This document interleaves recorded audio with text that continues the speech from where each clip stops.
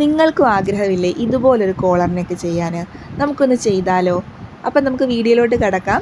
ആദ്യം തന്നെ ഒരു തുണിയെ രണ്ടായി മടക്കിയിടുക. നമുക്ക് വേണ്ട ആവശ്യത്തിനുള്ള അളവിനനുസരിച്ച് രണ്ടായി മടക്കിയിടുക. അതിനുശേഷം ഒരു ലൈൻ വരച്ചു കൊടുക്കുക. ഞാനിവിടെ ഷോൾഡർ 7 ഇഞ്ച്, കഴുത്തകലം 3 ഇഞ്ച്, ഫ്രണ്ട് കഴുത്ത് 3.5 ഇഞ്ച്, ബാക്ക് കഴുത്ത് 3/4 ഇഞ്ച് എന്നിങ്ങനെയാണ് മാർക്ക് ചെയ്യുന്നത്. ആം ഹോള് 7 ഇഞ്ച്. ഓക്കെ, അപ്പം നമ്മൾ ആദ്യം തന്നെ നമ്മുടെ കഴുത്തകലം 7 ഇഞ്ച് മാർക്ക് ചെയ്തു. 7 ഇഞ്ച് മാർക്ക് ചെയ്തതിൽ നിന്നും ആം ഹോള് വരയ്ക്കുന്നതിന് മുമ്പ് നമ്മുടെ കഴുത്ത് ഒരു തുണിയെ രണ്ടായി മടക്കിയിട്ടതിന് ശേഷം ഒരു ലൈൻ വരച്ചു കൊടുക്കുക. ആ ലൈനിൽ നമ്മൾ എന്ത് ചെയ്യുക, കഴുത്തകലം 3 ഇഞ്ച് മാർക്ക് ചെയ്തു. ഫുൾ ഷോൾഡർ ഒരു 7 ഇഞ്ചാണ് ഞാൻ മാർക്ക് ചെയ്തിട്ടുള്ളത്. ഓക്കെ, അപ്പം നമ്മുടെ ഫുൾ ഷോൾഡർ 7 ഇഞ്ച് മാർക്ക് ചെയ്തതിന് ശേഷം നമ്മുടെ കഴുത്തിറക്കം, ബാക്ക് കഴുത്തിറക്കം ഒരു 3/4 ഇഞ്ചോ ഒരു 1/2 ഇഞ്ചോ നമുക്ക് മാർക്ക് ചെയ്യാം. അതിനുശേഷം നമ്മുടെ ഷോൾഡറിൻ്റെ പോർഷനിൽ നിന്നും താഴോട്ട് ഒരു 1/2 ഇഞ്ച് മാർക്ക് ചെയ്ത് ചരിച്ച് ഒരു ലൈൻ വരച്ചു കൊടുക്കുക. അതിനുശേഷം ആം ഹോൾ ഞാൻ വെക്കുന്നത് 7 ഇഞ്ചാണ്. ആ 7 ഇഞ്ചിൻ്റെ പകുതി കണ്ട് അവിടെ ഒരു പോയിൻ്റ് മാർക്ക് ചെയ്തതിന് ശേഷം വേണം നമ്മുടെ കർവ് ആം ഹോൾ കുഴിച്ച് വരയ്ക്കാൻ. ഇവിടെ അതുപോലെ തന്നെ നമ്മുടെ ചെസ്റ്റും വെയ്സ്റ്റും ഞാൻ അടയാളപ്പെടുത്തുന്നത് ചെസ്റ്റ് 9.25 ഇഞ്ചും വെയ്സ്റ്റ് 7.25 ഇഞ്ചുമാണ്. നമ്മുടെ ബോഡി പാർട്ടിൻ്റെ ഇറക്കം ഞാൻ ഉദ്ദേശിച്ചിരിക്കുന്നത് 13.5 ഇഞ്ച് എനിക്ക് വേണം.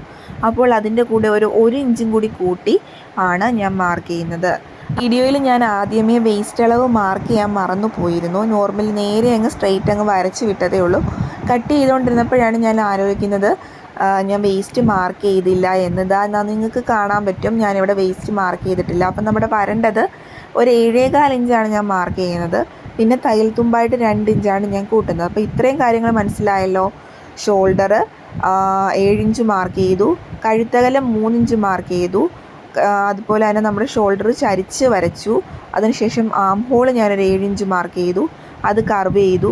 അതിനുശേഷം ചെസ്റ്റും വെയ്സ്റ്റും മാർക്ക് ചെയ്തു, അതും കട്ട് ചെയ്തു. ഇത് നമ്മുടെ ബാക്ക് പോർഷനാണ് നമ്മൾ വെട്ടിയെടുത്തിരിക്കുന്നത്. ഇനി നമ്മൾ ഇതുപോലെ തന്നെ ഫ്രണ്ട് പോർഷനും കട്ട് ചെയ്യണം. ഇതുപോലെയല്ല, ചെറിയ വ്യത്യാസങ്ങൾ വരുന്നുണ്ട്. അതെന്താണെന്ന് ഞാൻ നിങ്ങൾക്ക് കാണിച്ചു തരാം. ഓക്കെ, അപ്പോൾ അതുപോലെ തന്നെ ഒരു തുണിയെ രണ്ടായി മടക്കിയിടുക. അതിനുശേഷം നമ്മുടെ ഇറക്കം എത്രയാണ്? 14.5 ഇഞ്ച്, തയ്യൽ തുമ്പ് ഉൾപ്പെടെ 14.5 ഇഞ്ച്. ഇതിലും ഒരു ലൈൻ വരച്ചതിന് ശേഷം മാർക്ക് ചെയ്യുക. ഈ ലൈൻ വരയ്ക്കുന്നത് നമ്മൾ അതിന് മുമ്പുള്ള പോർഷനിൽ ചിലപ്പം തുണി അങ്ങോട്ടോ ഇങ്ങോട്ടോ ഏറിയും കുറഞ്ഞുമായിരിക്കും ഇരിക്കുന്നത്. അത് വരാതിരിക്കാനാണ് നമ്മളിങ്ങനെ ചെയ്യുന്നത്. അതിനുശേഷം നമ്മുടെ ഹോൾ 7 ഇഞ്ച്, നമ്മുടെ കഴുത്തകലം ഷോൾഡർ 7 ഇഞ്ച്, കഴുത്ത് അകലം നെക്ക് ബ്രെഡ്ത്ത് 3 ഇഞ്ച്, കഴുത്തിറക്കം 3.5 ഇഞ്ച് മാർക്ക് ചെയ്യുന്നുണ്ട്. അതുപോലെ തന്നെ നമ്മുടെ ആം ഹോളിൻ്റെ പോർഷനിലും ഒരു ചെറിയ വ്യത്യാസമുണ്ട്. അതാണ് ഞാൻ ഷോൾഡറൊക്കെ ചരിച്ച് വരച്ചു. അതിനുശേഷം നമ്മുടെ കഴുത്തിറക്കം മാർക്ക് ചെയ്യുന്നത് 3.5 ഇഞ്ചാണ്. അപ്പോൾ ഈ 3.5 ഇഞ്ച് മാർക്ക് ചെയ്തതിന് ശേഷം നമ്മൾ സാധാരണ റൗണ്ട് കഴുത്ത് വരയ്ക്കുന്നത്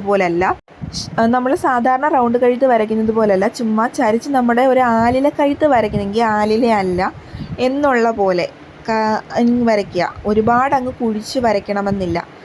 അതിനുശേഷം നമ്മുടെ ആം ഹോൾ പോർഷനിലാണ് അടുത്ത വ്യത്യാസം. ആം ഹോൾ പോർഷനിൽ ഇതാണ്ട് ഒരു 3/4 ഇഞ്ച് ഉള്ളിലോട്ട് ചേർത്ത് വരച്ചതിന് ശേഷം നമ്മുടെ ആം ഹോളിൻ്റെ മിഡ് പോയിൻറ്റിൽ നമ്മളൊരു പോയിൻ്റ് ഇടല്ലേ, അതിലേക്ക് ആ പോയിൻ്റ് നമ്മൾ ഉള്ളിലോട്ട് ചരിച്ച് വരച്ച ആ വര ചേർത്ത് വരയ്ക്കുക. അതിന് ശേഷം വേണം നമ്മളത് കർവ് ചെയ്യാൻ.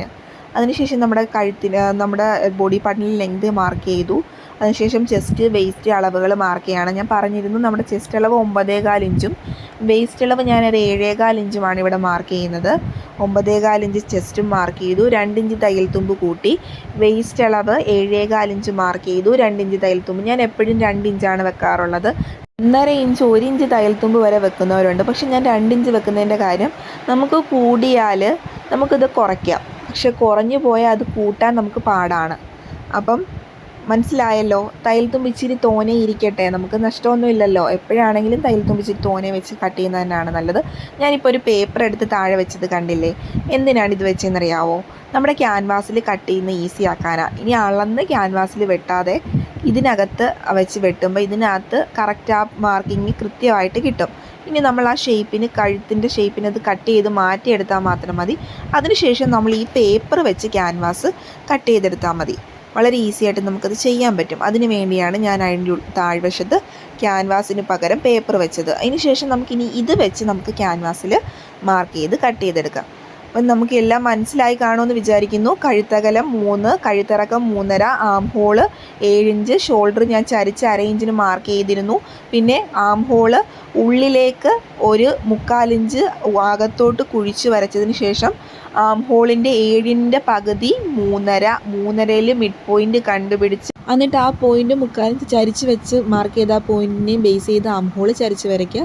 ഇനി നല്ല മെറ്റീരിയലിലേക്ക് ഈ ലൈനിങ് വെച്ച് വെട്ടുക. അപ്പോൾ കഴുത്ത് ഭാഗം വെട്ടാതെ അത് നോർമലായിട്ട് തന്നെ ഇടുക.